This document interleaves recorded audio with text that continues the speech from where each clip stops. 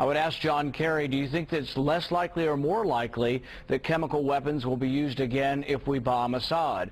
I'll ask him if it's more likely or less likely that we'll have more refugees in Jordan or that Israel might suffer attack. I think all of the bad things you can imagine are all more likely if we get involved in the Syrian civil war. All right, there you go. Rand Paul, folks. Welcome back to the Steve Malzberg Show. He was on Meet the Press yesterday, and I got to say, I agree with him.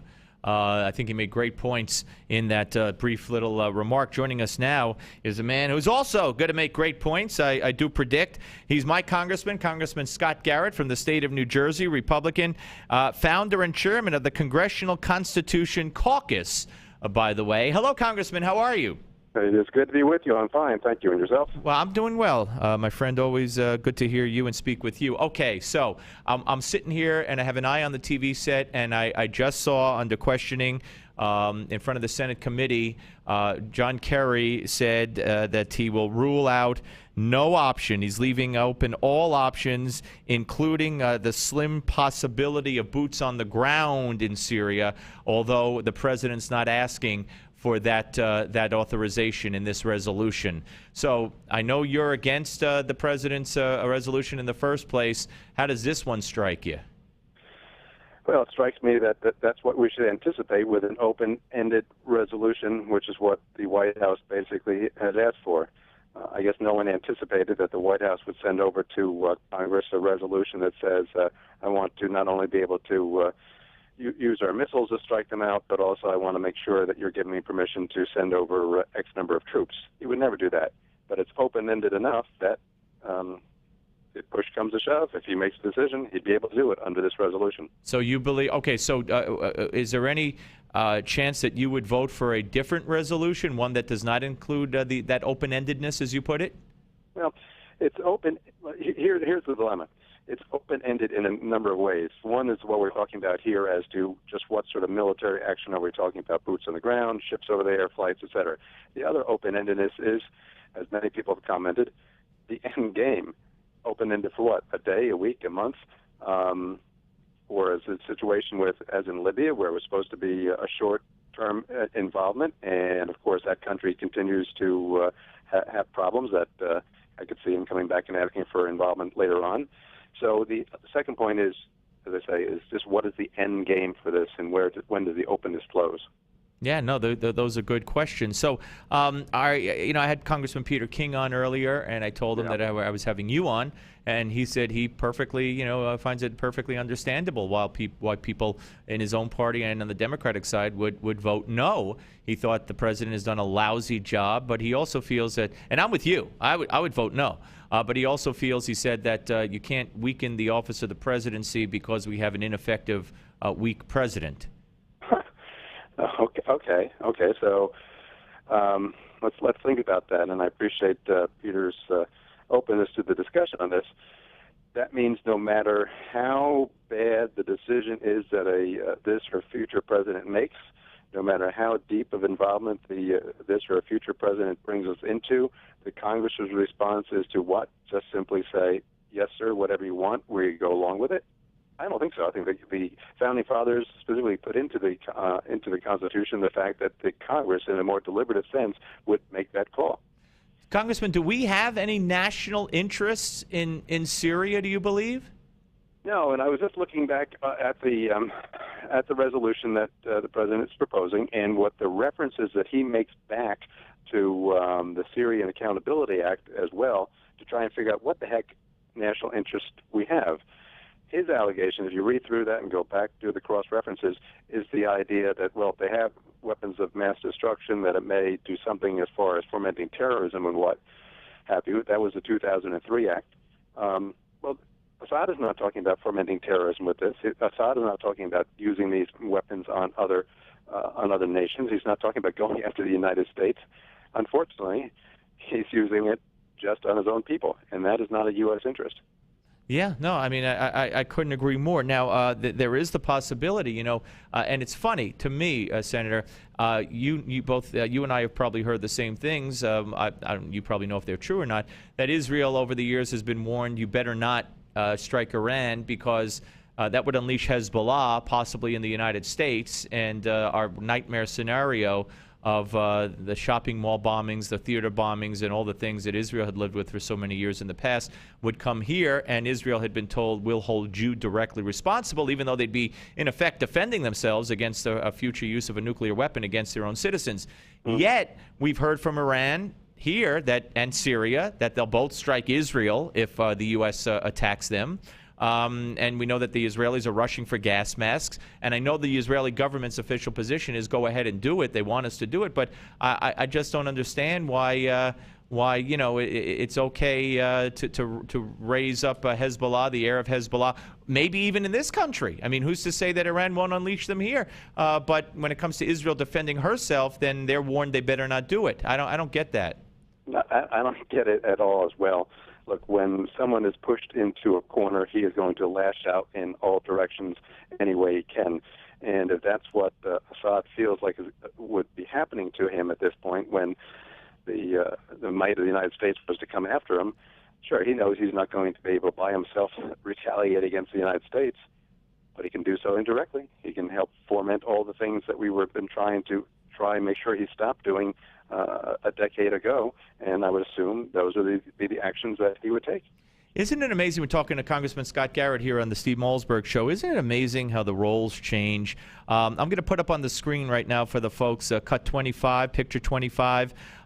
This is a picture of Assad and his wife with John Kerry and his wife from just about, I think, 4 years ago. Now I'm going to put up a picture, cut number 26. And this is a picture of Nancy Pelosi, who, against the wishes of George W. Bush, the president, went to sit next to and meet with Assad. And now you got both of these people calling Assad Hitler. I mean, it's amazing. Yeah, I guess the time changes, and another front like that, there was absolute silence during the prior period of the Iraqi war, when leadership in Iraq was doing the same sort of thing, using chemical weapons against their own people, and the people on the left here in this country were silent on it and did not support President Bush in any of those initiatives. Well, now we have the exact same thing going on, Assad using it against his own people, and now the left is on the other side. I'm sorry, are you surprised, disappointed, or you describe it, that John Boehner, the leader of the House, of course, the majority leader, the Speaker of the House, I should say, came out just a little while ago, hours ago, and said he supported the president's initiative to bomb Syria, and Eric Cantor, of course, followed and weighed in a similar fashion. Yeah, I was a little taken aback by that. I'm getting mixed messages as I begin to read other quotes where Speaker Boehner is now saying, well, it's going to be up to the president in order to convince the rest of Congress to do it, but he has John Boehner's vote. Normally when you say you're supporting somebody, it would mean you would put your effort behind it. I guess he's not going to. And I guess the second point is I thought a lot of this discussion would occur next week when we get back into Congress and all the members are back there hearing the briefings or what have you before anyone came out with, in leadership at least, with a position on this. But I guess, as you say, I'm surprised. Have you been in on any of these calls? Have you gotten any pitch from the president or the Secretary of State or anybody from the administration? The president has not called me. Anybody? Nobody? I mean, no. Okay. If you're not on the way the White House is working right now is they're working, I guess you might say, through the normal channels. First with leadership, then with the leadership of the relevant committees, right?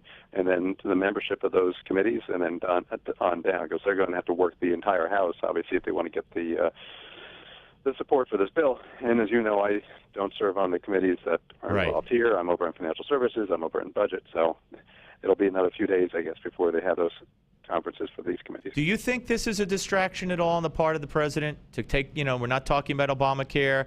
We're not talking about the budget. We're not talking about any, continuing resolution. We're not talking about Benghazi. We're not talking about any of this. And if he does go ahead and bomb, I mean, this will take us right through the holidays and through the whole budget process, where I guess he would then expect, the Congress to rubber stamp anything he wants because we'll be at war. Do you think there's any sinister motives here?